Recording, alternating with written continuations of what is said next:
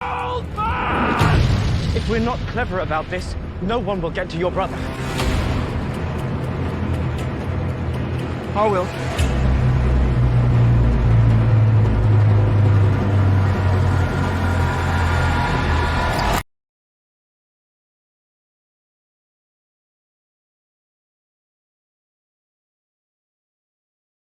Hola, ¿qué tal? Muy buenos días a todos. Bueno, aquí estamos en otra edición del Auditor en la Trinchera. Como ustedes saben, un programa para todos aquellos que les interesa la auditoría y básicamente para todos aquellos que quieren tener la visión de directores de auditoría o gerentes de auditoría para básicamente cómo funciona un departamento de auditoría interna, qué harían, etcétera. Es decir, tener la experiencia de personas que están casualmente en la trinchera y nos pueden aportar, ¿no? Como saben, este ciclo tiene 7 preguntas anclas, y entonces cada uno de nuestros importantes participantes va comentando sobre esas preguntas para que después ustedes puedan de alguna manera decir de cada una de estas 7 preguntas, esta me interesó lo que dijo Jorge o esta me interesó lo que dijo Naún, y vayan ustedes mismos, obviamente, formando sus propias opiniones. En este caso, tenemos la presencia, la importante presencia, y eso obviamente lo agradezco mucho,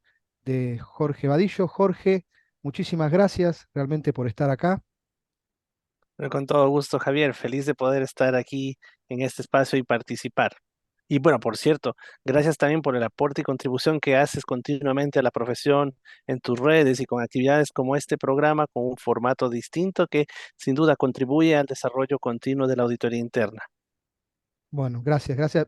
A ver, yo te sigo a vos también y sé que las cosas desinteresadas que haces y realmente, digamos, es más o menos lo mismo, ¿no? Me gusta un poco como a veces uno sentimos que esta es una profesión, ¿no? Y entonces la sentimos desde adentro y a lo mejor no sé, como predicadores queremos que el resto la sienta, ¿no? Como uno lo sentimos, ¿no? Si te parece, Jorge, voy a hacer una pequeña presentación, más que nada para quien a lo mejor no te conoce y ve un poco toda tu, tu vasta carrera.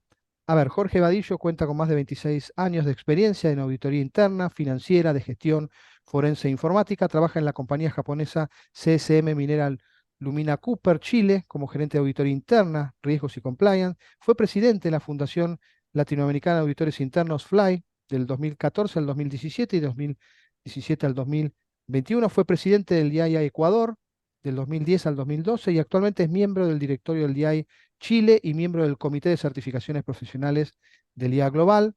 Jorge es contador público, auditor CPA, magíster en Administración de Empresas, MBA, diplomado en Control de Gestión, diplomado en Gestión en la Minería y diplomado en Compliance Corporativo. Además cuenta con las certificaciones CIA, KIAL, CRBA, CSA, CEGAP, CISA y CFE. A nivel internacional es conferencista, instructor y docente universitario en los temas de su especialidad y miembro del directorio del Instituto de Auditores Internos Global, ¿no? Así que obviamente mucha, mucha experiencia y además para de alguna manera los que estamos en la profesión, que te venimos siguiendo obviamente con una carrera muy grande, ¿no? Así que, Jorge, si te parece, este formato generalmente tiene una pregunta un poco más este, íntima en el sentido de dar un poco el contexto, ¿no? De la persona a la cual estamos conociendo, en este caso, vos, Jorge, y después sí entramos en temas un poquito más profundos, ¿no? Entonces, la primera pregunta que te quiero hacer, Jorge, y que, bueno, compartas con la audiencia es una experiencia que marcó tu vida.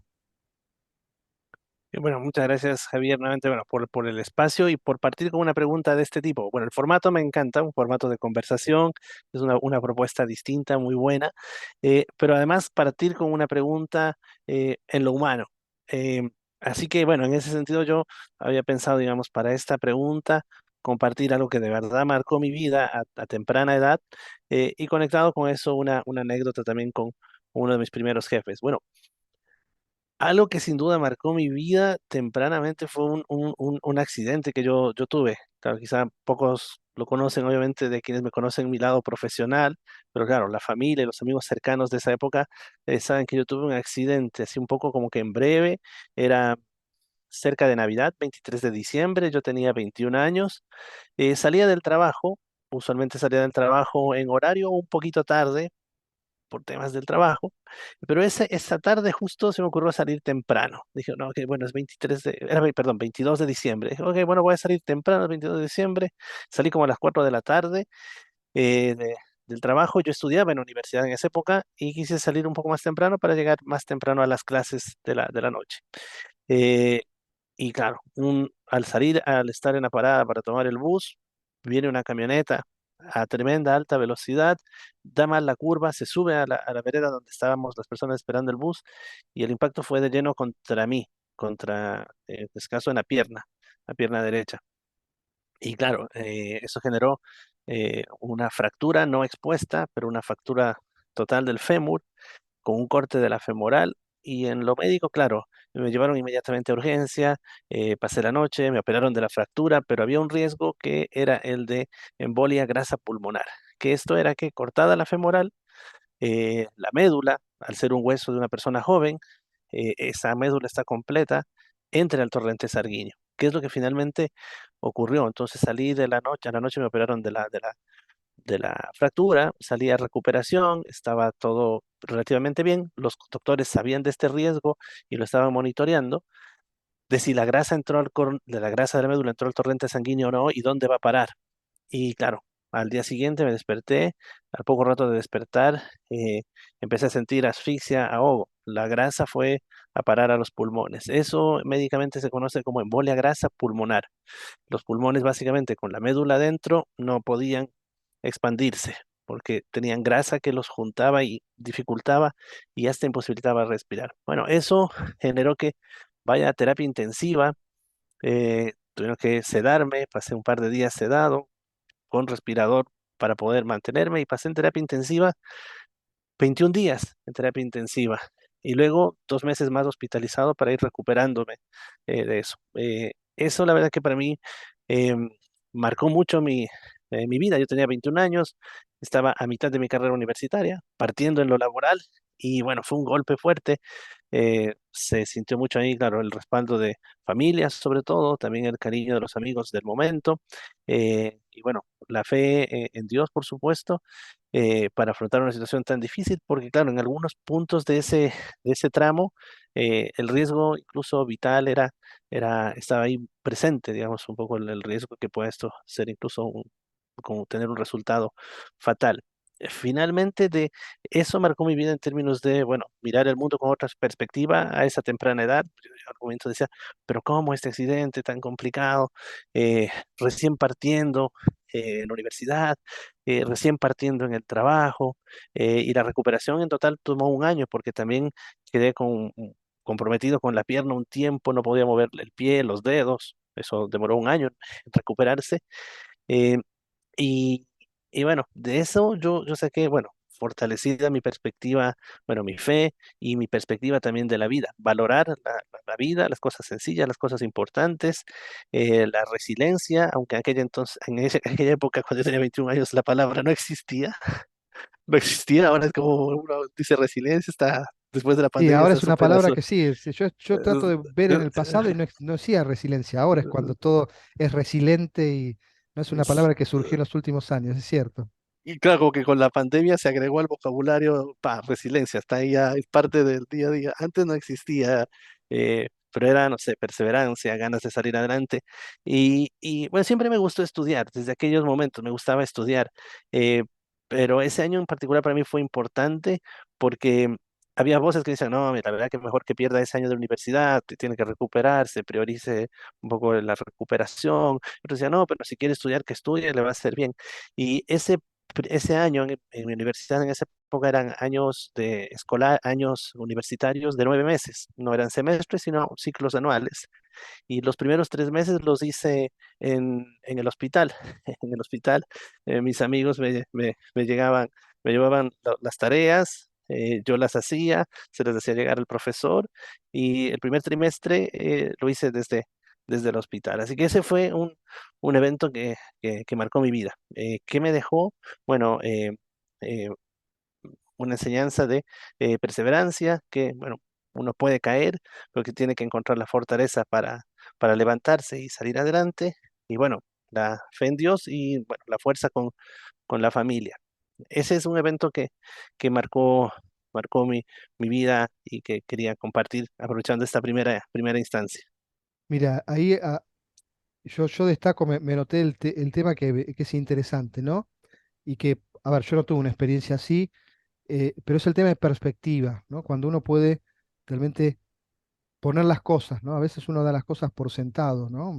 Uno es la vida que va, ¿no? Que la vida va a ser bien, que uno va y no pierde esa noción de esos hechos que a veces uno le marca, que tiene que dar gracias por ciertas cosas y que obviamente no todo tiene que transcurrir como realmente piensa, ¿no? Te voy a comentar, uno de los entrevistados, por ejemplo, contó una anécdota también, no en realidad que le haya sucedido un accidente, pero alguien que estaba también auditando y que le tocó estar en África y que una semana después de que esa persona tomó un helicóptero, porque tenía que ir a Sierra Leona, no sé, etcétera, salió noticia que ese helicóptero se estrelló, ¿no? Y también comentaba el tema de perspectiva, cuando te das cuenta que hay ciertas cosas que, caramba, o sea, en ese helicóptero hace exactamente 72 horas viajé yo y ahora salió una noticia que se estrelló, ¿no? Entonces, esas cuestiones, ¿no? Que a veces no todos tienen la suerte de vivir, ¿no? De decir que estuve a un punto de que la cosa no pudiera seguir, que mi vida no siguiera, y eso me da un poco la forma de mirar las cosas de distinta manera, ¿no? Me imagino que Sí, vos, a partir de ahí, hay un montón de cosas que das de agradecimiento, que uno a lo mejor lo da como que este, tiene que ser así, pero hasta que no sea una situación se da cuenta las cosas valiosas que tiene y por qué cada día realmente merece ser agradecido, ¿no? sí, sin duda, también es importante esta conciencia de saber que las cosas pueden cambiar poco, mucho o muchísimo de un momento a otro y que una mínima cosa puede hacer la diferencia. No sé, en el caso de lo que tú comentas, no sé, 72 horas entre haber sido o no pasajero de ese helicóptero, en el caso de la experiencia que yo les comenté, si salía del trabajo media hora antes o media hora después, no hubiera sido yo, no hubiera estado ahí. Entonces, tener esa conciencia de que eh, el cambio puede, o sea, la situación de uno puede en distintas facetas cambiar mucho de un momento a otro, estar atento como persona, pero también como compañía con este concepto que está ahora instalado, como conversábamos, de la resiliencia. Em, y sí, claro, a mí me cambió mucho la perspectiva. Tempranamente, primero fue muy complejo afrontar y sacar fuerzas para salir adelante, pero claro, eso me fortaleció finalmente mi perspectiva de vida, mi forma de afrontar las cosas, y ha sido como algo presente. Por eso cuando tú me haces la consulta de algo que marcó tu vida, claramente yo recuerdo ese accidente a mis 21 años y que me permitió, digamos, tener esta perspectiva de también, como a temprana edad, en todo caso, saber, ok, bueno, hay cosas mucho más importantes que cualquier cosa, a lo mejor del día a día, que uno a los 21 años podría pensar que es importante o no, porque en mi caso estuve cerca de, por ejemplo, perder la vida a los 21 años. Entonces, sí, si uno mira en perspectiva también, hay un aprendizaje en aquello. Y acá en realidad utilizando la palabra resiliencia, y la palabra resiliencia es como que me trae a la segunda pregunta, ¿no? Que obviamente te quiero hacer ahora, ya llevándote un poco al aspecto un poco más técnico, ¿no? Pero que a veces yo siempre digo que nuestras circunstancias nos marcan un camino, ¿no? En este caso, la segunda pregunta es, ahora sí, ¿por qué elegiste ser auditor? Buena consulta. Y aunque, claro, nos va moviendo de una pregunta humana, acercándonos a lo técnico, es una buena pregunta de transición, porque también, claro, ahí es como cuando uno escogió, en mi caso, bueno, cuando yo decidí ser auditor interno, y gracias nuevamente por darle espacio al humano, yo siempre digo que para que haya un buen profesional, la base es una buena persona. Para mí es imposible de pensar que haya un buen profesional y que sea mala persona. Digo, no, es la base. No podría haber un buen profesional si es mala gente, si es mala persona. La base es la esencia, esa es la materia prima. Y de ahí, bueno, puede haber un buen profesional. Bueno, yendo a la consulta, en mi caso, yo originalmente voy a tratar de hacer un poco la historia así media, para hacerle la respuesta larga, pero voy a contar cómo llegué a la auditoría, que para mí fue una grata llegada luego de ir un poco tomando rumbo, digamos. Claro, yo concluí los estudios en el año 93. Internet, recién empezaba a partir, no había tanto acceso a la información sobre las profesiones, etcétera, y lo que uno más tenía a mano eran las profesiones tradicionales o las nuevas del momento. La nueva del momento en aquel entonces, cuando ya acababa el colegio y tenía que escoger carrera en la universidad, era informática en aquel entonces. Y me llamaba la atención. La verdad que siempre fui en el colegio bueno para los números, me gustaba mucho. Y entonces era una opción. Sin embargo, claro, yo pensé, dije, me gusta mucho, parece que tiene futuro esto nuevo de la informática, pero me costaba pensar en estudiar informática sin tener un computador. Y tener un computador era muy costoso en la época, era la época en que, por lo menos en Ecuador en esa época, cuando uno necesitaba hacer un trabajo en computadora, iba a alquilar la computadora por hora. Entonces había el servicio de los primeros, lo que hoy se llama los cibercafés. Eran las copiadoras que mutaron a tener una computadora para hacer trabajos e imprimir. Pero yo decía, si voy a estudiar informática, debería tener una computadora, pero esa posibilidad no estaba. Gustándome los números, y me hicieron ahí un test de, de estos de psicológicos laborales, como para ver hacia dónde uno pudiera orientarse, surgió esto de administración de empresas o ingeniería comercial, como se le llama en Ecuador. Y me pareció interesante. Dije, ah, bueno, suena bien, suena bien. Mi especialización era de bachillerato con especialidad en físico-matemático. Dije, como que suena bien. Números, negocios, trabajar para una empresa. Sí, como suena bien. Ahí tampoco en la época no había mucho, no existía la palabra emprendimiento tampoco. Hablando de palabras nuevas que se han agregado a nuestro vocabulario. Y partí por ahí. Entonces entré a la universidad, a la Facultad de Ciencias Administrativas en Quito, en la Universidad Central, para la Escuela de Administración de Empresas. Entonces dije, ok, bueno, me gusta esto de las empresas, el comercio, las finanzas, los negocios, suena bien. Eh, en el camino, me daban, era parte de la currícula inicial, contabilidad, porque esta facultad tenía administración de empresas, contabilidad y auditoría y administración pública, eran las tres escuelas. Pero los dos primeros años eran comunes para administración de empresas y para contabilidad y auditoría. Si bien ya estábamos divididos en grupos para hacia dónde iba uno, las materias eran las mismas y fue mi primer encuentro con la contabilidad. Me gustó la contabilidad, me pareció interesante esto de, yo no había visto contabilidad en el colegio. Y le vi una utilidad práctica también, de poder trabajar pronto, porque veía que con administrador de empresas no era tan fácil encontrar trabajo y con contador veía, tengo un primo también que es mayor para mí con unos 6 años, yo veía que él ya estudiando contabilidad en la universidad en los primeros años ya pudo empezar a trabajar. Yo dije, sí, esto puede ser bueno para empezar a trabajar, también aportar a la casa trabajando. Y dije, sí, porque entre que me gustan los números, me gustó esto de la contabilidad y hay una posibilidad de entrar a trabajar y no esperar hasta graduarme. Y en segundo año me cambié, vi la posibilidad y me cambié. Dije, no, había como cambiarse entre una escuela y otra, de segundo a tercero. Entonces me cambié a contabilidad y auditoría, eh, con el gusto inicial por la contabilidad y pensando en pronto empezar a trabajar como contador, lo cual para tercer año ocurrió. Trabajé un tiempo como asistente contable. Eh, Y ya ahí, luego empecé a tener la primera materia de auditoría financiera y me pareció muy interesante. Me pareció más interesante que la contabilidad. La auditoría financiera, tenía profesores que trabajaban en firma, algunos en Big Four, y dije, "Pa, esto está como muy bueno, me gusta la auditoría financiera, me gustaría orientarme hacia allá". Entonces trabajé un tiempo como asistente contable, pude ubicarme, busqué trabajo, pude trabajar como asistente de auditoría en una firma. eh, y luego tuve una profesora que era auditora interna, eh, bueno, y otro profesor que era auditor interno en una multinacional, y una profesora que era auditora interna en una compañía de gobierno, y ellos nos daban auditoría administrativa, se llamaba la materia, auditoría administrativa uno, auditoría administrativa 2, que hablaba de auditoría interna, y me gustó más. Dije, no, la verdad que esto me gusta más, me parece interesante revisar procesos, hacer las auditorías, evaluar controles. En esa época no se hablaba mucho de riesgos, año 95, 96, recién se empezaba a hablar un poco y busqué la posibilidad de empezar a trabajar en auditoría interna y justo se abrió una vacante en la misma universidad donde yo estudiaba, para asistente de auditoría interna en el área de auditoría interna de la universidad. Apliqué y quedé.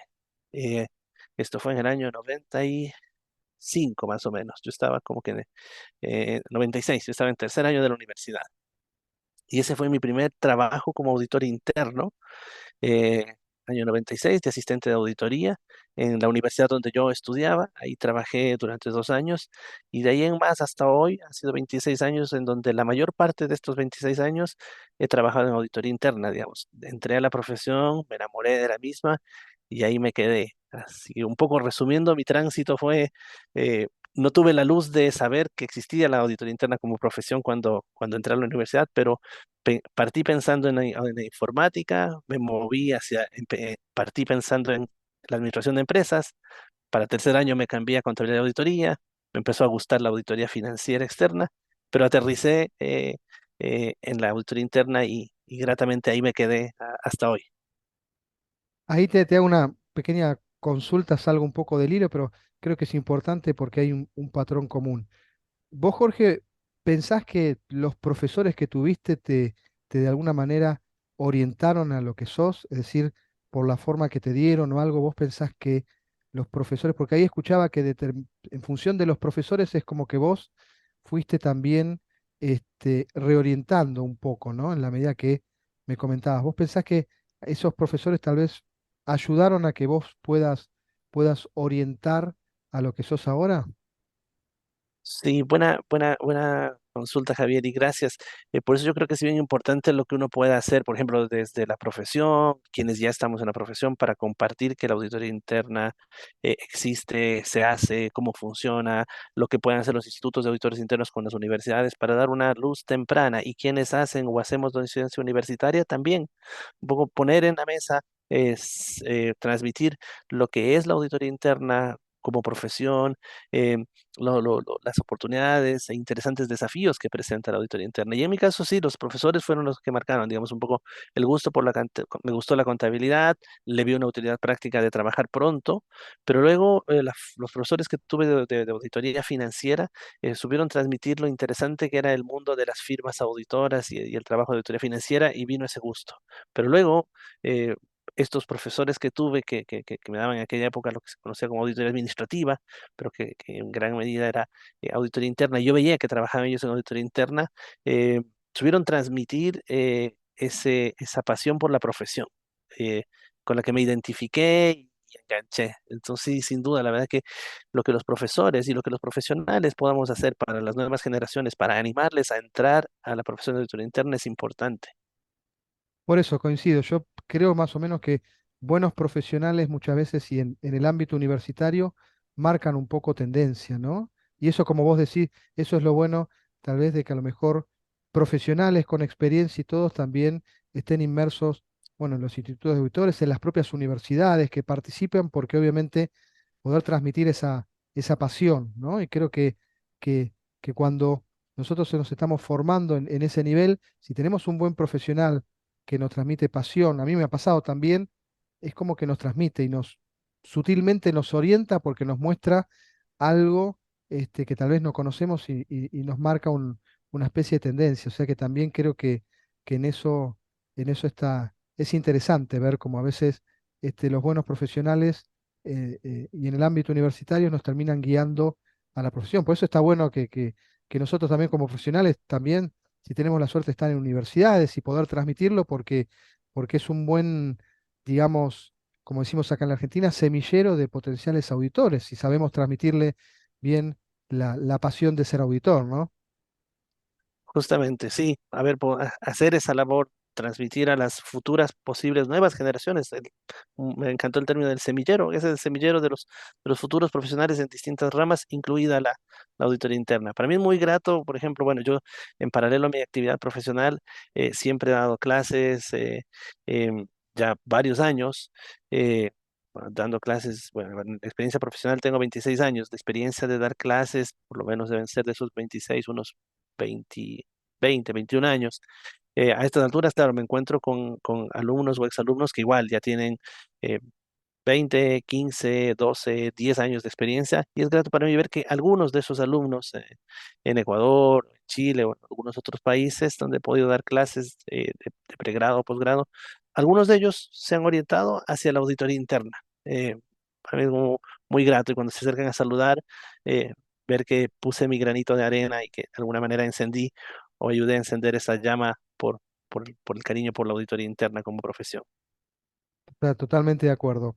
Bueno, Jorge, entonces te voy a llevar, vamos un poco profundizando, ya un poco más a lo técnico, ¿no? Y en este caso, bueno, ya nos comentaste un poco por qué quisiste ser auditor, esas, digamos, curvas que diste en la vida que te llevaron finalmente a lo que sos ahora. Bueno, ahora imaginemos, ya sos auditor, obviamente, tenés una gerencia de una empresa importante, multinacional, etcétera, etcétera. Seguramente tenés un equipo de trabajo, tenés tareas, desafíos, etcétera, etcétera. Para el resto de las personas que obviamente tal vez no manejan un área de auditoría, pero obviamente quieren tener un poco o saber en el futuro cómo debería ser, cómo Jorge, en este caso, maneja el día a día de la gestión del Departamento de Auditoría Externa. ¿Qué es lo que le das atención? ¿Qué temas ves? ¿Cómo te parás dentro, al frente a ciertas situaciones? Sí, bueno, es importante, digamos, que va de lo técnico, pero también en este caso ya para el que está liderando el área, tiene que ver como las habilidades técnicas más las habilidades gerenciales y combinar ambas, digamos, un poco en lo técnico, bueno, hacer lo que hay que hacer, un buen plan de auditoría, planificación de auditoría basada en riesgos, eh, auditar lo importante, auditar de acuerdo con el marco internacional para la práctica profesional de la auditoría, pero desde el punto de vista de la gestión de auditoría interna, claro, gestionar el equipo, los recursos, asignar a a las mejores personas según su perfil y experiencia para los trabajos más indicados y, y gestión del tiempo y los recursos en el área. Yo, en mi caso, bueno, yo, digamos, algunas de las cosas que podría compartir de cómo gestiono el área y los recursos, bueno, yo soy muy en mi caso yo suelo, al finalizar el día, suelo revisar el día que viene, uso mucho el Outlook, uso mucho el Outlook para agendo todo lo que puedo, es decir, todo lo que puedo, incluso el tiempo personal, otras actividades, obviamente todos los temas de trabajo, yo uso mucho el Outlook, como agenda, es una herramienta que a mí me facilita mucho el tener las reuniones de trabajo con el equipo, ver los tiempos y procuro siempre revisar el día anterior lo que viene el día siguiente. Y el día siguiente en la mañana parto igual por hacer un rápido chequeo de las reuniones que vienen, los temas. Con el equipo tengo, obviamente, las reuniones con los distintos equipos, con los temas que tienen a cargo, pero tengo una reunión semanal con los supervisores al final del día los viernes. En mi caso prefiero hacerle los viernes en la mañana o en la tarde, porque es como para ver cómo cerró la semana y hacernos una idea de cuáles son los temas más importantes que vienen para la próxima semana. Usamos ahí una carta Gantt de los trabajos de lo planificado versus lo realizado y un Kanban de las cosas por hacer, en progreso y hechas. Entonces, cerramos temas de un Kanban de los temas más importantes por cada uno de de los frentes de trabajo. Y bueno, en materia de planificación de auditoría, bueno, procurar siempre priorizar las actividades del plan, revisando al inicio de cada trimestre y chequeando de cara al comité de auditoría lo que viene para el trimestre que viene, digamos, para ver si es que lo que está planificado para el trimestre que viene hace sentido, hay algo más prioritario, es necesario ajustar, afinar algo, anticipar algo que estaba para después, mover algo que está para el trimestre para adelante. eh, Dado que ahora con los tiempos cambiantes, una planificación de dinámica de auditoría es muy necesaria. Antes el plan anual estaba casi que grabado en piedra y si no grabado en piedra no había tanta necesidad de moverlo, pero ahora es como bien bueno revisar dentro de cada trimestre, el trimestre que viene, por si algo que planifiqué hace 3, 6 o 9 meses quizá ya no hace sentido o hay una prioridad mayor. Y procuro también estar siempre en sintonía con la administración, como por ver una reunión trimestral con los vicepresidentes y una reunión mensual con el CEO. Eso es como que un poco más o menos algunos tips de cómo suelo organizar eh, el trabajo en el día a día en el área. Ahí coincido básicamente, bueno, yo tengo un poco la mirada de todos los, digamos, las personas que fueron pasando y obviamente una de las cosas que mencionan de ese día a día es un poco lo que vos comentás también, que es la gestión dinámica y vos lo que dijiste del famoso antes plan de auditoría grabado en piedra, como si Moisés lo hubiera puesto y de alguna forma por un año no lo tenemos que tocar. Y como la dinámica hace básicamente que ahora eso, como vos mencionaste, sea una gestión más dinámica, ¿no? De hecho, vos hablás de trimestre a trimestre, o sea, es una cuestión de ir de alguna forma pensando en un horizonte mucho más pequeño en tiempo, precisamente porque la realidad hace que ya no podamos pensar de acá a un año porque la realidad nos come en un año. Hay un montón de situaciones, ¿no? O sea, seguramente vos habrás tenido con esto yo siempre hago el ejemplo de la pandemia, ¿no?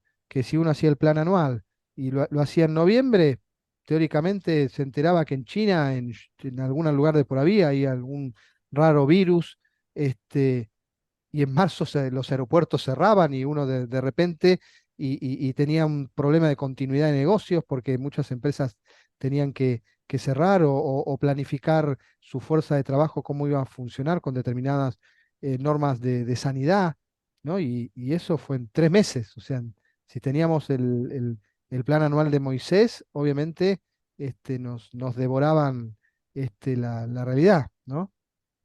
Claro, sí, justamente, digamos, yo recuerdo ya mirando en retrospectiva, no sé, cuando partí trabajando en auditoría, venía esto del plan anual, como, bueno, señores, aquí está el plan anual. Y dice, bueno, ok, bueno, es lo que hay que cumplir, es con lo que me van a medir, es lo que hay que reportar al comité. eh, y se iba cumpliendo el plan anual y habían cambios, pero que eran muy puntuales, menores.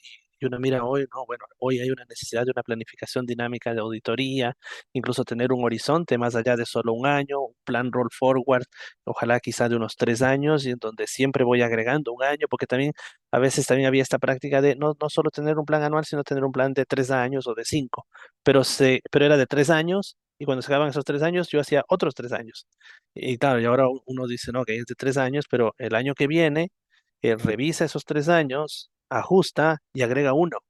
Y luego el próximo año revisa los años que están, sobre todo el de que te van a aprobar, que es el del que viene, revisa la proyección y agrega uno y así uno tiene siempre un año más, que esto de la planificación progresiva o roll forward. Y esto de la revisión trimestral, ya adentro de un ejercicio anual, en la planificación 3+9 que digamos yo reviso al cierre de un trimestre, reviso qué tengo en mi planificación para el trimestre que viene y también incluso los próximos 9, pero sobre todo con foco en los 3 meses que vienen, porque ahí podría yo afinar algo. Porque el cambio ahora es mucho más potente. Yo suelo decir, digamos, el cambio no es novedad, uno siempre ha sabido esto de que, no sé, que lo único constante es el cambio. La diferencia hoy es que el cambio es más profundo y más rápido. Eso es lo que marca la diferencia y por eso es que hablamos tanto en este tiempo del cambio, porque no es, no, pues el cambio no es nuevo, siempre estuvo ahí. Bueno, antes el cambio venía más de a poco, era más despacito. Ahora el cambio por la tecnología, la volatilidad de los temas, los mercados, la interconectividad, el cambio es más rápido y más profundo. Te agrego otra dentro de nuestra biblioteca de terminología del año 2000. Es más disruptivo, que es otro de los temas es otra palabra que se utiliza mucho ahora, ¿no? Que el cambio es disruptivo con esa, digamos, concepto que vos decís que obviamente que es más profundo, ¿no? Como vos Ujú. decís, cambio siempre existió, pero ahora ¿no? Hablamos del concepto de cambio disruptivo, de ese cambio obviamente que impacta de forma rápida, que genera un cimbronazo y que obviamente es mucho más dramático, ¿no? Y Claro, y con todo conectado, porque bueno, no es como antes, como que, bueno, pasa algo en otro país, en otro continente, bueno, en mi país hasta que me entero, o a lo mejor ni me entero, en cambio ahora no, pasa algo aquí, allá o por otro lado, y todo está conectado, el mercado, la cadena de suministro, la tecnología, todo. correcto, entonces hablamos un poco, digamos, metimos acá conceptos obviamente de disrupción, de cambio, y vamos a introducir entonces la próxima pregunta, ¿no? Porque hablamos un poco de tu gestión del día a día, y la pregunta acá es básicamente cómo vos, Jorge Vadillo, enfrente una crisis, ¿no? Porque obviamente en la gestión diaria y en muchos temas muchas veces se pueden plantear crisis. Y bueno, ¿cómo de alguna manera vos ante estas situaciones las enfrentás? Y bueno, la verdad que en eso, digamos, la pandemia fue, digamos, de las pocas cosas buenas que dejó. eh, una, obviamente, es la conectividad, el trabajo remoto, la virtualidad. Fue un gran acelerador, digamos, de las pocas cosas buenas que dejó la pandemia, está esto de el uso de la virtualidad. Pero otra cosa que dejó la pandemia es fortalecer si bien existían planes de continuidad de negocio, se hablaba de gestión de crisis, o el tema se puso eh, en la mesa, se desarrolló mucho y se socializó. Em, y claro, en mi caso, digamos, cómo afronto alguna situación de crisis, en este caso procuro, en este caso la calma es un buen amigo, porque en la situación de crisis uno puede entrar en pánico fácilmente, según el tamaño de la crisis de que se trate. Y claro, lo primero, como, ok, afrontarla con calma para entender y dimensionar bien la crisis eh, en la mejor medida posible, y ahora es básicamente casi que al menos si uno habla en términos de negocio, es como algo mandatorio tener un buen plan de gestión de crisis.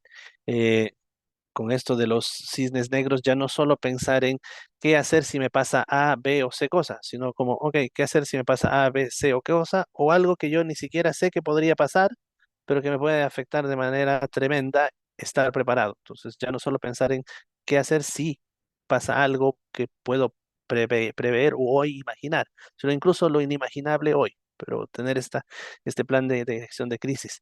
Entonces, yo digo, primero serenidad, calma ante la situación para poder tener una mente fría para pensar en la situación, dimensionar el problema, diferenciar lo urgente de lo importante para solucionar la situación, eh, visualizar las causas y los efectos de la crisis, procurar solucionar los efectos en la medida que sean efectos que estén generando un daño, eh, eh, un daño importante en el momento, sin perder de vista cómo solucionar la causa raíz de la crisis, e ir pensando en el proceso de recuperación y hacer un buen cierre.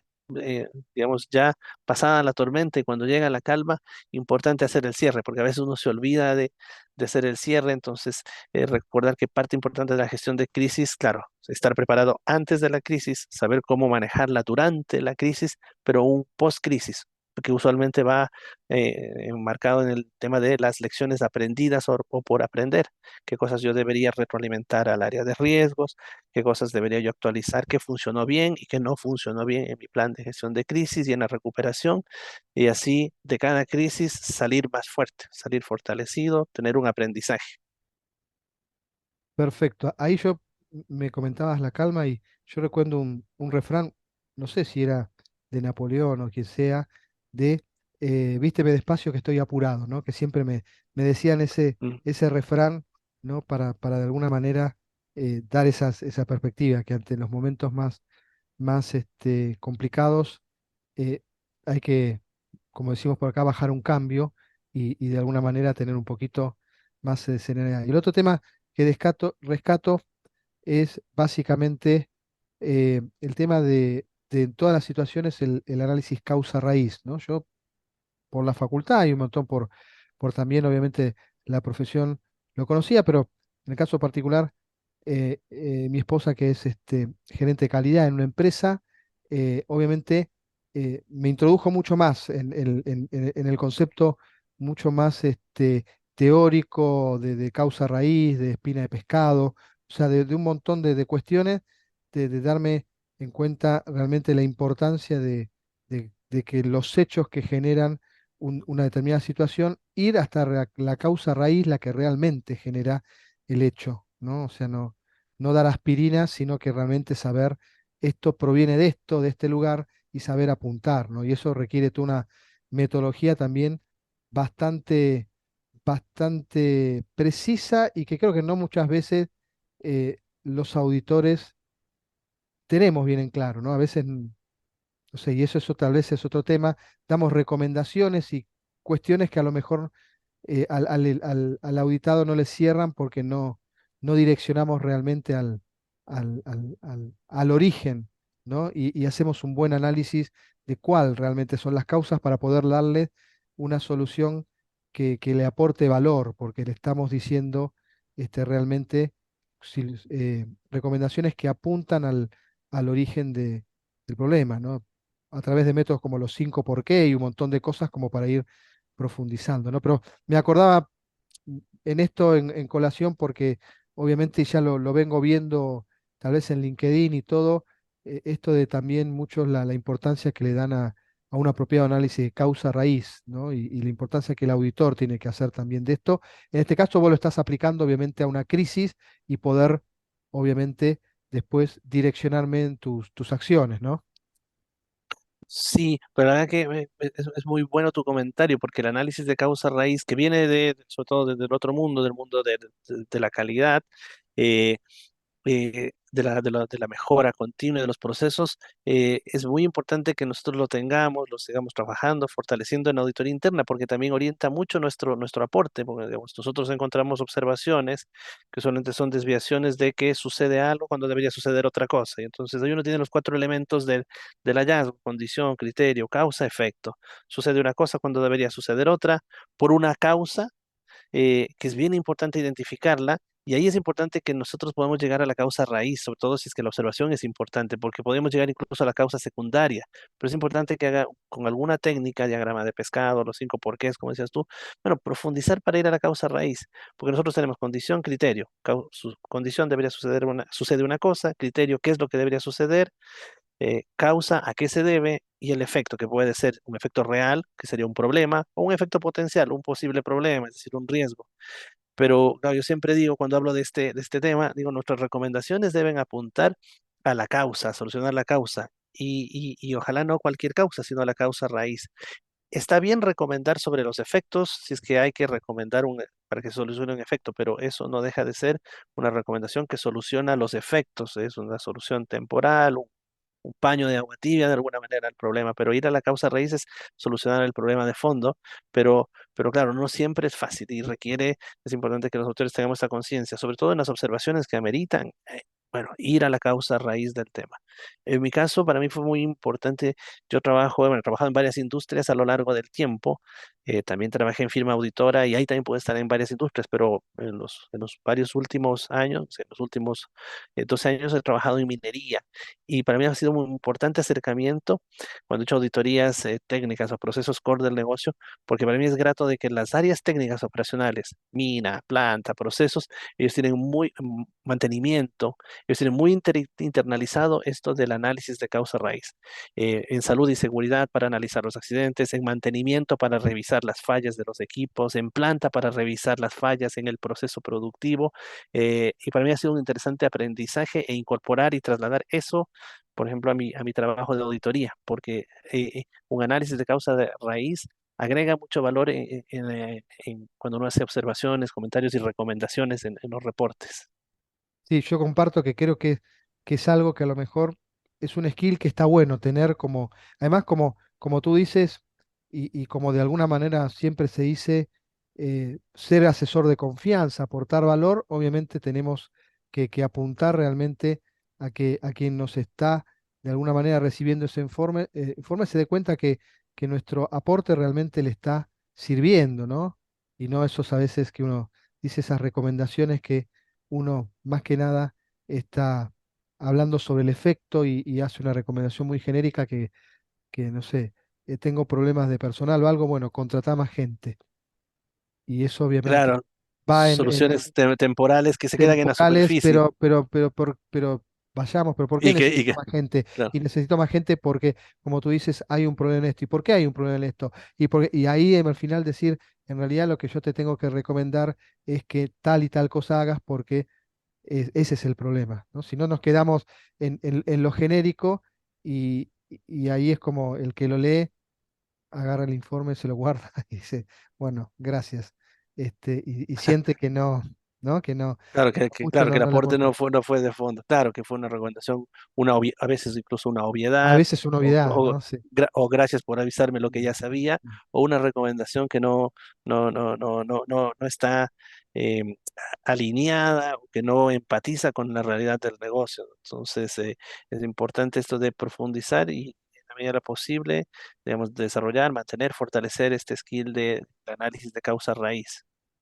Y bueno, Jorge, entonces hablamos un poco, obviamente tú ya nos comentaste y hablamos un poco de que un plan de auditoría ya no es el tema de anual, en tu caso es una metodología 3+9, o sea, eh, analizar, tener 3 meses y ir analizando 9, o sea, es una metodología dinámica, pero independientemente de eso que comentamos, eh, ¿qué es lo que vos tomarías en cuenta si ahora, que de hecho ya estamos en noviembre, así que seguramente o ya estás haciendo el ejercicio o ya lo hiciste, tuvieras que empezar a planificar tu plan de auditoría 2024? ¿Qué es lo que tendrías en cuenta? Bueno, en general, digamos, yo considero como muy importante algunos insumos para el proceso de planificación de auditoría interna. Claramente, eh, uno debe considerar un enfoque flexible y dinámico de planificación de auditoría, como habíamos conversado, flexible, es decir, que se considere la posibilidad de que pueda cambiar, ajustarse. Uno tiene que definir qué tipo de cambios se tienen que comunicar antes o después al comité de auditoría, eso hay que alinearlo. Entonces, el plan de auditoría hoy debe ser flexible, dinámico, esto quiere decir que pueda cambiar, pero con velocidad, porque no es lo mismo cambiar lento, sino como flexible y dinámico, pero además debe ser construido eh, alineado pensando en auditar lo importante, digamos, y alineado con la realidad y la necesidad del negocio. Y ahí yo suelo pensar en en los dos horizontes que tenemos planteados de nuestra misión o en los dos enfoques de nuestra misión, que son eh, crear y mejorar y proteger valor. ¿No? Entonces, siempre se mencionaba el rol de auditoría interna para agregar valor. Cuando salieron las normas, las que están vigentes a hoy, en el año 2017, me pareció muy interesante esa propuesta de en la misión clarificar que nuestro rol apunta a agregar valor de las dos maneras que se puede agregar valor, no solo protegiendo valor, sino también ayudando a mejorar valor. Auditorías que se enfoquen o asesoría que se enfoque en eficiencia, efectividad, ahorro de costos, recuperaciones y las auditorías que se enfocan en proteger valor, gestión de fortalecer, mejorar la gestión de riesgos y los controles internos. Eh, y en ese sentido, digamos, de cara a la planificación, yo considero que son muy importantes varios insumos. Y en línea con esto de mejorar y fortalecer valor, bueno, por un lado, mejorar valor, bueno, alinearme con el negocio, pensar, ok, bueno, ¿hacia dónde va el negocio? En la industria, en donde estoy, y en mi negocio en particular, el plan estratégico de la compañía, el plan operativo anual, si hay un proyecto importante, si hay una línea de negocio que se vaya a cambiar, a restringir, a eliminar, si hay una expansión, si hay un proyecto de fusión, de adquisición, bueno, mirar hacia dónde va el negocio y en dónde yo podría aportar desde el rol del aseguramiento. Y lo otro, también estar bien informado sobre el tema de riesgos. De hecho, nuestra planificación de auditoría debe estar basada en riesgos. Entonces, para saber a dónde va el negocio, insumos importantes del plan estratégico, el plan operativo anual, el presupuesto de la compañía. En temas de riesgos, riesgos de la industria, hay publicaciones, bueno, me gusta mucho usar información de riesgos genérica, me gusta mucho el Risk Report del World Economic Forum que sale cada año, me parece un muy buen documento para mirar esto es de riesgos en general, riesgos en el mundo el próximo año. Ese lo uso mucho. Uso mucho publicaciones de riesgos en minería. Al trabajar en minería hay muchas publicaciones interesantes de las Big Four, también publicaciones técnicas de los riesgos más importantes en minería. Em, Preguntar al área de riesgos también, digamos, de ahí viene un insumo importante también. Y en este caso, y haciendo ahí un poco de publicidad de un documento nuevo que sacamos del IA Global, es como un documento nuevo, es una suerte de primicia porque fue lanzado hace pocas semanas, esto del Risk in Focus. El Risk in Focus también está pensado justamente para que salga en este momento del año y tiene como dos objetivos principales. Uno, informar sobre los riesgos más importantes para las organizaciones y los riesgos más importantes que están siendo abordados desde la auditoría interna. Pero el segundo y principal objetivo detrás de eso es que es un buen insumo o un insumo importante para la planificación de auditoría interna, porque nos permite ver qué tanta sintonía o no hay entre los riesgos, los que son más importantes para el negocio y los que en los cuales auditoría interna está invirtiendo tiempo. Este Risk in Focus, que solía ser un documento que existía solo para Europa, pero que desde este año se emitió en una versión global y en una versión Latinoamérica, trae información y análisis que gira en torno a dos análisis principales. Uno, que son los top 5 riesgos más importantes para las organizaciones en el año que viene y en los próximos 3 años, y los riesgos a los que auditoría interna dedica más tiempo el año que viene y en los próximos 3 años. Y ahí uno puede mirar si hay sintonía o no. Si hay sintonía, muy bien, pero si no hay sintonía, si a lo mejor algo es un riesgo muy importante para la organización y yo no le estoy dedicando mucho tiempo, quizá entonces yo debiese dedicarle más tiempo del que le vengo dedicando a ese tema.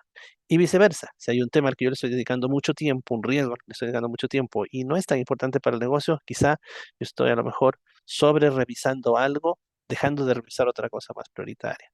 Entonces, de cara al plan, y finalmente yo diría, bueno, claro, como input para el plan anual de auditoría interna, el negocio, hacia dónde va el negocio, la industria donde el negocio está, el tema de riesgos, riesgos globales, riesgos en la industria, el Risk in Focus, que es un riesgo pensado en nosotros como auditores, más el propio feedback de la organización. Me gusta siempre hacer ahí una pasada, una ronda de poder reunirme y capturar las perspectivas, el input de la alta gerencia y también pedir el feedback del comité antes de empezar a trabajar con la elaboración del plan.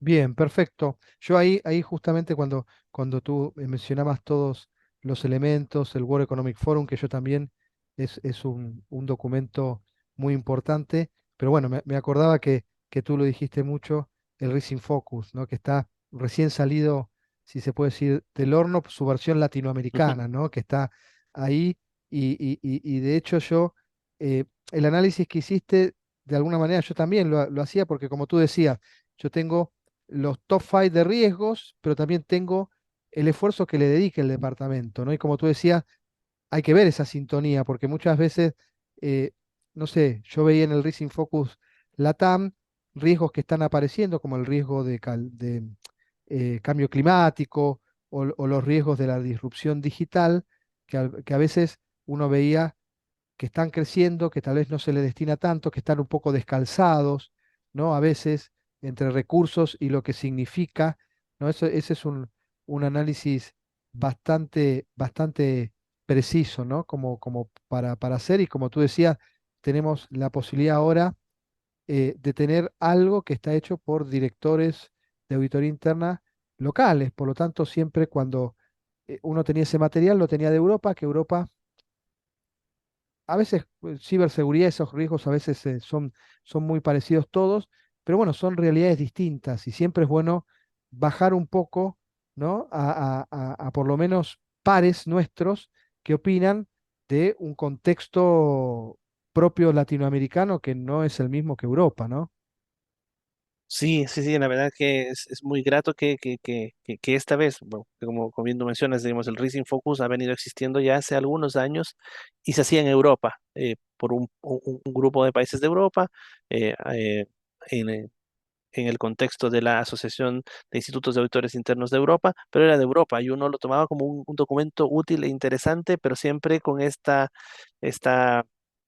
con este cuidado, pero es de Europa, entonces claramente no todo me va a aplicar a mi realidad latinoamericana. Y entonces es muy grato que este año esa misma metodología, con el auspicio del IA Global, se haya hecho global y entonces tenemos un resultado global y que con el auspicio y la colaboración del IA Global, de la FLY como Fundación Latinoamericana de Auditores Internos de la región y de todos los 18 institutos, que eso fue muy, muy importante también porque en el caso de Latinoamérica todos los institutos se sumaron a colaborar con el patrocinio en lo económico para el proyecto. Hubo que juntar esfuerzos de todos, pero más que eso, con el patrocinio para la investigación, porque cada país tuvo que designar persona o personas clave para que participen en los focus group, en las encuestas y en generar la data que permite construir el reporte. Y entonces hoy, este año, por primera vez tenemos ya no el Rising Focus de Europa, que uno lo mira procurando verlo con los lentes de Latinoamérica, cómo lo adapto a mi realidad.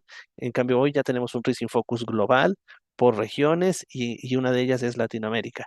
Ya luego yo digo de ahí la bajada que uno tiene que hacer es cómo ese reporte que ya es de Latinoamérica, que ya lo tengo bastante cerca, conversa con la realidad de mi país, mi industria y mi empresa. Pero ya lo tengo bien acercado, ya lo tengo bastante cerca a mi realidad. Perfecto, es como un arbolito que por lo menos ya bajamos un poquito más las ramas, ¿no? Pero es cierto que después lo tenés que aplicar a tu país y a tu industria, que obviamente también son cosas muy particulares. Y Jorge, siguiendo un poco con esto, hablamos, ahí nos comentaste el tema de cómo vos definís un plan de auditoría anual, de los inputs, que obviamente son el elemento que te van a dar de alguna manera para definirlo.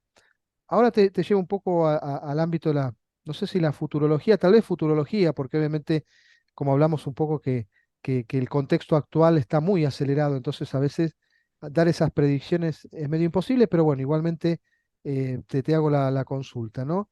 ¿Hacia dónde suponés vos, Jorge, que va la auditoría de acá a 5 años, 7 años?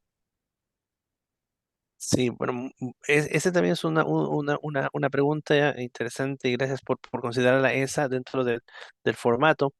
Em, en línea global estamos desarrollando un proyecto que se consideró necesario, importante y está considerado como uno de los proyectos más importantes que Línea Global está desarrollando actualmente, que es el de la Auditoría Interna 2035, justamente para pensar, para relevar información hoy con los stakeholders, con los auditores internos, con estudiantes universitarios, con profesores, con gremios, con grupos, con partes interesadas. Bueno, ¿cómo se piensa que va a ser o debería ser la auditoría interna en el 2035 y cómo hacemos para irla construyendo? Porque básicamente uno se va preparando, igual en lo personal, por ejemplo, uno va construyendo, por ejemplo, el perfil de uno. En mi caso, recuerdo que eh, un anhelo era seguir creciendo en la carrera, trabajar en una multinacional, y yo iba construyendo mi perfil. Dije, ok, bueno, si quiero llegar allá, bueno, voy a necesitar inglés, ok, estudiar inglés.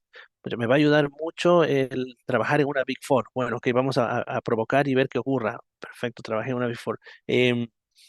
Hacer un MBA, sacar la certificación CIA. Y todo uno se va construyendo para llegar a un lugar. Y ahora, y este, claro, es un proyecto justamente de imaginar, reimaginar, pensar cómo va a ser o debería ser la profesión en el 2035 y qué deberíamos hacer para que eso ocurra, digamos, cuál sería la hoja de ruta. Ahora, claro, el 2035 es un horizonte bastante amplio, faltan 12 años. eh, y ese es un trabajo que está en marcha.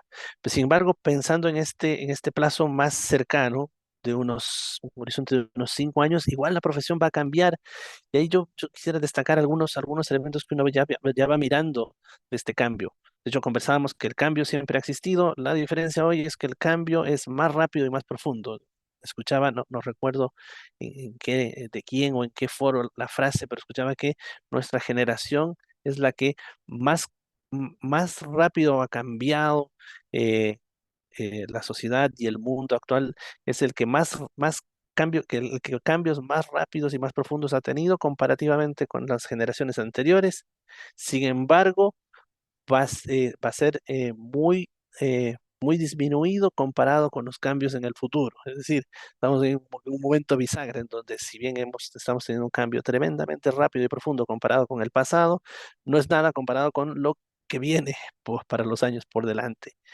Y en ese sentido, yo siento que para los próximos 5, 7 años de nuestra profesión va a estar marcada por algunos aspectos, un requerimiento de eh, este tema de la transformación digital está fuerte y ahí tenemos nosotros un doble desafío, siempre lo menciono yo, el de entender la transformación digital para auditarla. Muchos procesos en las compañías ya están sufriendo, ya sufrieron una transformación digital, se hacen a través de RPA, se hacen a través de inteligencia artificial, se hacen a través de realidad virtual, han ido sufriendo un cambio. Yo tengo que entenderlo para auditarlo, algo como fue hace años atrás la automatización y la computación, cuando llegó a automatizar los procesos, bueno, el auditor seguía haciendo, me acuerdo que en esa época se decía auditar alrededor de la computadora, decía, bueno, ya evite auditar alrededor de la computadora porque ahora el proceso pasa por ahí adentro, así que usted tiene que meterse ahí.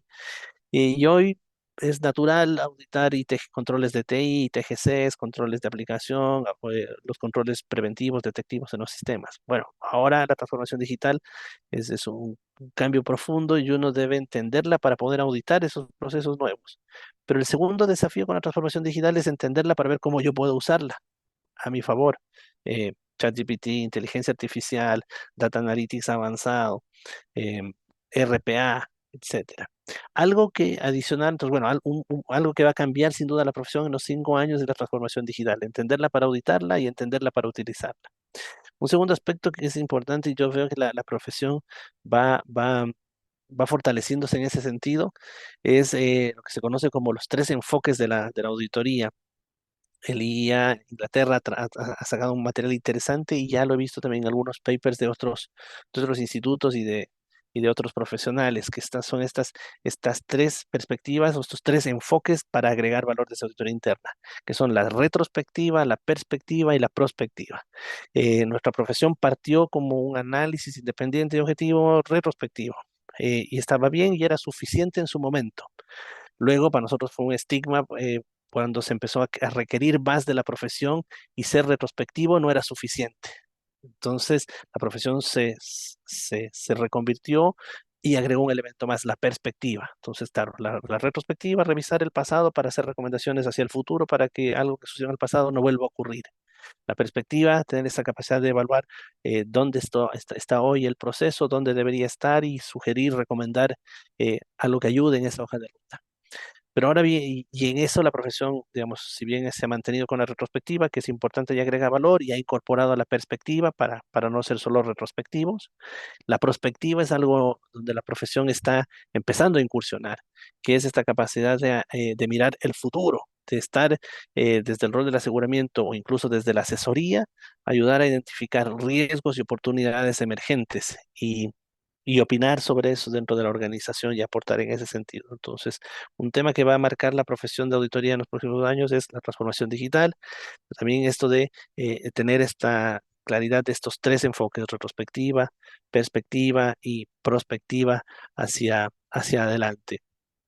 Y bueno, otro aspecto que yo considero que va a ser importante para la profesión es que se siga fortaleciendo el rol de asesor de confianza, que ha ido ganando terreno, pero todavía de a poco, pero cada vez hay mayor demanda de entrega de valor de parte de la auditoría interna. Y eh, nuestra entrega de valor tiene a hoy, según un documento del IA Global reciente, tres escenarios. El socio GRC, que es proporcionar aseguramiento fuerte en los temas de gobierno corporativo, riesgo y compliance. Esa es la esencia y el fundamento de nuestra profesión. Un segundo nivel, que es el de asesor de confianza, que es en donde la profesión ha empezado a incursionar en los últimos años. Ese rol tiene que seguirse fortaleciendo de aquí a los próximos 5 o 7 años. Es un rol en el que se debe fortalecer sin perder de vista ni reemplazar, por supuesto, el rol de aseguramiento, que es nuestro rol ancla, nuestro fundamento. Sobre ese rol de aseguramiento, un fuerte rol de asesor de confianza, y surge un nuevo rol, porque en este gráfico de la entrega de valor de auditoría interna, antes el último escalón era asesor de confianza y hoy es el segundo de tres. Hay más allá del asesor de confianza, que es el de eh, eh, generador de valor, agente de cambio, o como también se le denomina, em, conductor de valor, conductor de valor, conductor de valor o agente de cambio. Entonces tenemos socio GRC con un rol fuerte, sólido de aseguramiento independiente y objetivo, asesor de confianza en los temas de nuestra especialidad, gobierno, riesgo, control, pero luego viene este rol de conductor de valor o agente de cambio, que es el que nosotros podamos aportar a la organización con un asesoramiento, pero ya no solo en los temas de nuestro expertise tradicional, gobierno, riesgo, control, sino ya en términos de riesgos y oportunidades emergentes propios del negocio.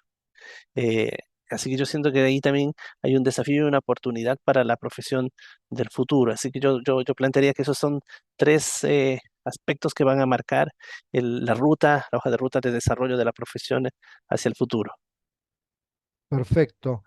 Yo generalmente en otras charlas siempre digo y estoy convencido que la profesión de auditor permite de alguna manera conocer todos los aspectos de la organización. Somos pocos, o uno de los pocos sectores que tienen la posibilidad de estar conociendo en amplitud todos los sectores de la organización, ¿no? Quien está en compras, ventas, obviamente domina solamente esos sectores, que está bien, obviamente, pero el auditor es como que transciende por su propia actividad. Y como tú dices ahora, me quedo con el de conductor de valor o todo. A ver, tenemos eso, o sea, de alguna manera en nuestra esencia tenemos esa posibilidad de girar en torno y de evaluar todo el negocio, o sea que tenemos de alguna manera las herramientas para poder no solo opinar sobre aspectos que son nuestra opinión, sino también de aspectos del negocio que trascienden, porque tenemos esa posibilidad de hacer un cross de todo el negocio y conocer todo el negocio, porque lo tenemos que hacer, ¿no? Entonces, eso realmente esa tercera etapa que no la conocía, pero creo que va en consonancia con seguir aprovechando nuestros skills. O sea, nosotros tenemos esa posibilidad y es simplemente poder canalizar eso que tenemos, ¿no? De conocer todo y bueno, y aportar este tercer escalón de nivel que va un poquito más allá del simple opinar y dar valor o ser asesor de confianza en temas que conocemos, sino de atrevernos a saber el negocio, de conocerlo y opinar ya, obviamente, del negocio en su conjunto, ¿no? Sí, no, justamente Javier, es preciso lo que tú destacas, porque este gráfico usual de la entrega de valor o de la propuesta de valor de la interna ha tenido en el tiempo distintas etapas, pero en los varios últimos años la última etapa siempre era asesor de confianza y está bien.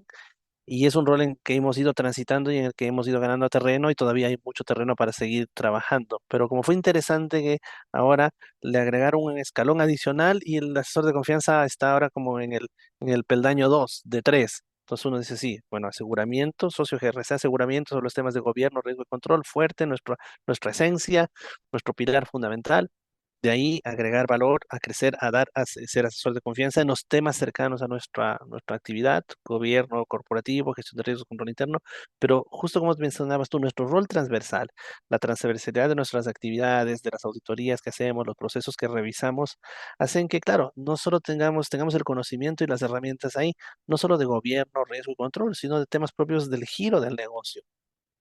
Y que entonces eso junto y además de la experiencia que ganamos a través del rol de aseguramiento. Entonces, si uno junta el rol de aseguramiento con el de consultoría, nos habilita a poder tener este rol de conductor de valor o agente de cambio. Y hay que hacer una puntualización porque me faltó algo, que un elemento que creo que es muy importante en cuanto a la auditoría interna del futuro. Yo había mencionado tres elementos, pero me faltó uno. Me acordé de la transformación digital, los tres enfoques del trabajo de auditoría interna: retrospectiva, perspectiva y prospectiva. Y el tema, bueno, este último que veníamos conversando de los tres roles para agregar valor. Pero hay un tema que me faltó, no quería dejar de mencionar, lo que es el tema de ESG, los factores ESG, ambiental, social y de gobierno, la doble materialidad, esto de que ya no solo lo financiero es lo importante, sino también lo sustentable, viene con fuerza, es un requerimiento de la sociedad, de los mercados, de los clientes. Negocios sustentables, organizaciones sustentables. Y en eso el rol de auditoría interna es muy importante y ha ido cobrando relevancia. Cada vez más es necesario que la auditoría interna, desde el aseguramiento o la asesoría, se involucre en los factores de ESG. Así que pensando en auditoría interna de aquí a 5 años, la veo también más involucrada en los temas ESG. Perfecto, sí. Yo casualmente con eso, con un director de auditoría, comentaba como en los últimos 2 años tuvo que contratar a un ingeniero ambiental, o sea, tuvo que de alguna manera empezar a ampliar, digamos, el espectro de skills que necesita precisamente por los temas ESG que hacen que de alguna manera ampliemos, ¿no? Entonces ese abanico de skill que nosotros pedimos y que ya se suman a que tenemos que tener gente que sepa inteligencia artificial, etcétera. Ahora sumamos también gente que sepa algunos temas relacionados con SG, etcétera, porque también es algo como tú dices que nos están exigiendo, ¿no? Nosotros vemos los papers que salen y obviamente el tema SG es algo que cada vez más se genera documentación precisamente por la necesidad, ¿no? Y el último tema, ¿no? Ya, digamos, con esto ya hemos transitado, digamos, las 7 preguntas. Esta es la última pregunta, ya, como para un poco cerrar después de esta charla que hemos tenido. Más que interesante, sinceramente, es, aprovechando esto, tu experiencia, etcétera, todo lo que hemos conversado, ¿qué le dirías a quien ahora está pensando en la auditoría interna como una profesión? Mm, Bueno, gracias por el espacio para, para comentar, digamos, con esta pregunta, esto de un mensaje para quienes están pensando en la auditoría interna como, como opción de profesión, lo que decíamos hace un rato atrás sobre los estudiantes, este semillero de posibles auditores. Bueno, la auditoría interna es una profesión interesante, es una profesión eh, dinámica, atractiva, digamos, a uno, la auditoría interna le genera muchas posibilidades como, como profesión. Y entonces, claro, la mayoría, un grupo importante de auditores internos, venimos del mundo de la contabilidad y auditoría, pero la auditoría interna es una profesión antes y ahora mucho más en esencia multidisciplinaria. Entonces, profesionales de varias disciplinas, no solo de la contabilidad y auditoría interna, es importante que tengan, no solo de contabilidad y auditoría, sino de otras profesiones, que tengan en vista como una opción, digamos, dentro del abanico de opciones, de hacia dónde, según sus gustos, destreza. eh, Les pueda enrumbar, que tengan en vista la auditoría interna como una opción. Yo rescato, destaco de la auditoría interna que es una profesión interesante, atractiva, donde uno puede crecer, es una profesión global, existe en muchas industrias, en muchas compañías, en todo el mundo. Eso también es interesante y es un rol que a uno le permite eh, conocer la organización, interactuar con los distintos procesos. Uno un día está haciendo una auditoría al proceso de compras, al otro día está haciendo al de ventas, al de exportaciones, al de, en mi caso, que trabajo en minería, no sé, a recursos y reservas, a explosivos, interactúa con distintos departamentos. Entonces tiene ese toque especial porque de repente uno en las empresas, si uno es parte de un proceso en la empresa, lo más usual es que mis...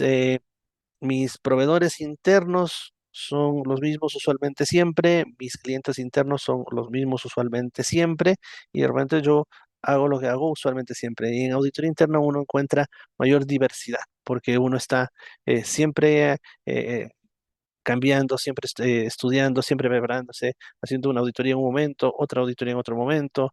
Nos toca prepararnos, incorporar capacidades o trabajar con terceros para hacer auditorías, no sé, de ciberseguridad o de temas de ESG. Entonces, yo siento que es una profesión transversal dentro de la organización, una profesión muy dinámica y una profesión joven que ha tenido un buen desarrollo, digamos, como profesión.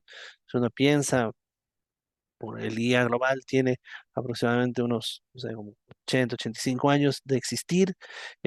La profesión partió como una revisión de cumplimiento de controles con una pauta, usualmente en un área administrativa o como una subárea o una persona dentro del área de finanzas, muy conectada a veces con revisar solo controles financieros y ha ido creciendo a lo que es hoy. Hemos ido creciendo en alcance, en la entrega del servicio, en la propuesta del valor, en la línea de reporte.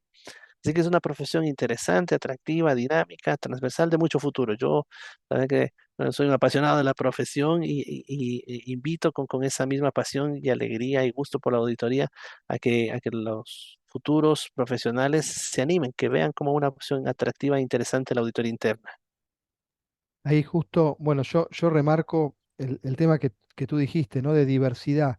Y el otro día alguien me hacía un comentario que dentro de todo es bastante interesante por ese concepto de diversidad que uno tiene, que el actual CEO del grupo Sara vino de auditoría interna, ¿no? Entonces, uno que con todo lo que hablamos es lógico, porque obviamente alguien que ha de alguna manera transitado y ha tenido una diversidad, le da obviamente todo un bagaje de conocimiento como para después pensar que es quien, en este caso es el CEO de Sara, porque su pasaje por esa área le ha permitido obviamente transitar esa transversalidad, ¿no? Que tú comentas, ¿no? Así que por eso en este caso, justo decías diversidad y justo me acordaba eso que alguien me comentó esa anécdota diciendo caramba, entonces obviamente da una visión global y uno tiene esa posibilidad, ¿no?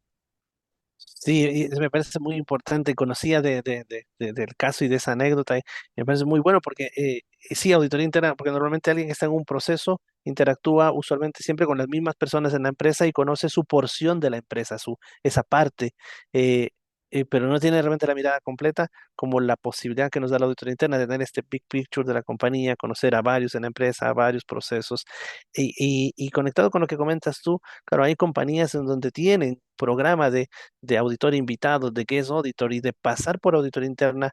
En algunos casos es algo que auditoría interna lo promueve para tener alguien del área técnica para que venga a ser auditor un tiempo para revisar un proceso quizá en otro sitio, en otra empresa o en otro país. Y entonces generar estas revisiones cruzadas con auditores invitados que vengan de la primera o segunda línea. Pero eh, y o junto con eso hay compañías que tienen un programa de guest auditor porque a veces el paso para una promoción a un rol supervisor o ejecutivo, a veces incluye el paso por auditoría interna durante un par de meses, 3 meses, 6 meses, como como un paso necesario de ser auditor invitado para tener esta perspectiva transversal y esta conciencia fuerte sobre el tema de aseguramiento, asesoría, riesgos, controles. Y adicionalmente, menciona yo, en el tiempo he trabajado algunos años en compañías, en joint ventures, donde japoneses son socios, incluso he trabajado en compañías 100% japonesas. Y ellos tienen esto, por ejemplo, para las personas que van, como tienen por su estructura organizativa usualmente, van cambiando a las personas, no necesariamente incluso con el rol que ha pegado precisamente a su profesión. Entonces, si alguien es abogado, pero si es muy bueno, lo van rotando dentro de las compañías del grupo, a marketing, a finanzas, etcétera. Y si es de finanzas, igual lo van rotando, no sé, para que vaya conociendo las distintas áreas del negocio. Entonces uno no necesariamente termina o su línea de crecimiento es por la función que tiene, sino que puede ir creciendo.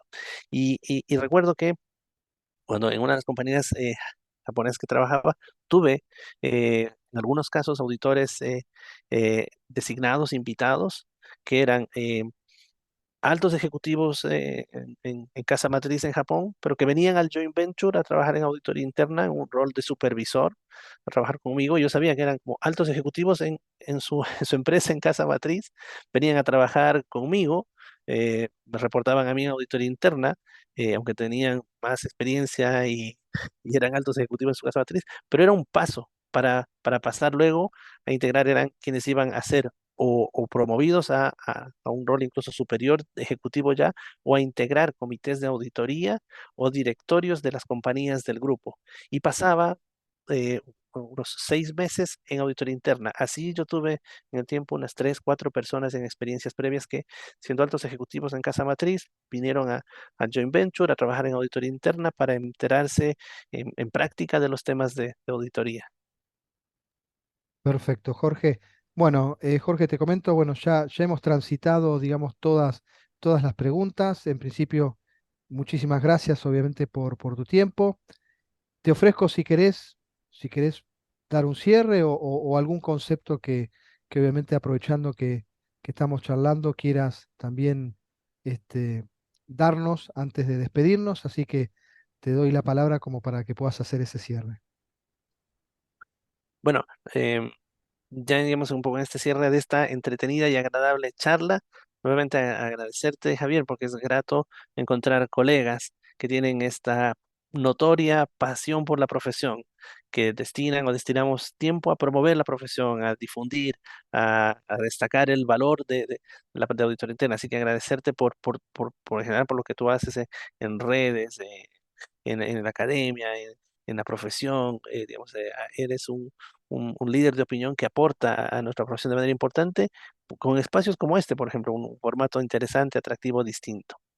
Y como mensaje de cierre, bueno, la verdad que me gustaría animar a los colegas que están trabajando en auditoría interna, que siguen haciendo auditoría interna, que vivan la profesión con pasión, que apunten a mantener, mejorar, fortalecer, incursionar en el rol de asesor de confianza, que miren esto del rol de agente de cambio, que incorporen los temas de la auditoría interna nuevos en su quehacer en la medida que sea aplicable y posible, no sé, transformación digital, ESG, etcétera. Y una recomendación, un pedido especial también al cierre, a que, bueno, busquemos ir por más auditores internos CIA, que nuestra región necesita elevar la profesión. Entonces, y una de las formas directas e importantes de elevar la profesión es tener más CIAs. Comparativamente, considerando el número de auditores en la región, el número de socios en la región, el número de población, sí, comparativamente con otras regiones, tenemos menos CIAs de los que deberíamos o quisiésemos tener. Por ahora tenemos un gol, un objetivo que nos ha tomado tiempo en algún momento, en el año 2019, en Fly, entre los institutos, teníamos más o menos en esa época 1.700 auditores y dijimos, bueno, ok, bueno, procuremos llegar ojalá a los 2.000. Eh, bueno, ahora estamos un tanto cerca, ya pasamos la barrera de los 1.900 y espero que pronto podamos tener 2.000 auditores CIA, pero ese es el primer hito, porque con 2.000 todavía estamos abajo, pero por lo menos ya vamos a ser 2.000, así que al cierre hacer la invitación de que los que están pensando o en camino, bueno, nos ayuden a elevar la profesión y a tener más auditores certificados CIA en nuestra Latinoamérica.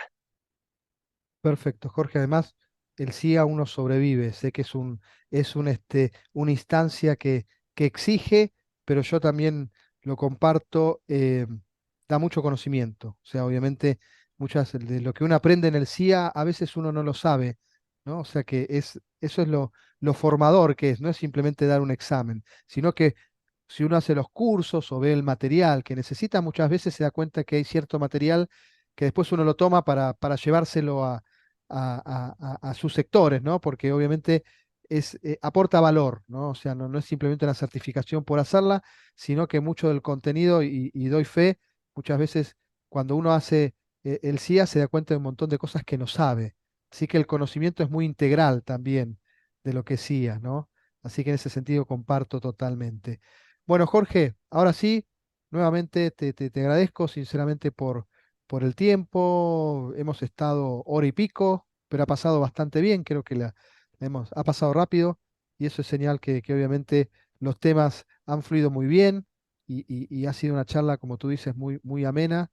Así que en ese sentido, nuevamente te vuelvo a agradecer, ahora yo, precisamente por todo lo que haces y por haber destinado un tiempito de tu tiempo para estar con todos nosotros. Así que, de mi parte, mil gracias, Jorge, y esperemos que nos estemos viendo en otras instancias. Seguro que sí, Javier. Nuevamente, muchas gracias y saludos a toda la audiencia que va a estar mirando este capítulo de El Auditor en la Trinchera. Así es, nos estamos viendo.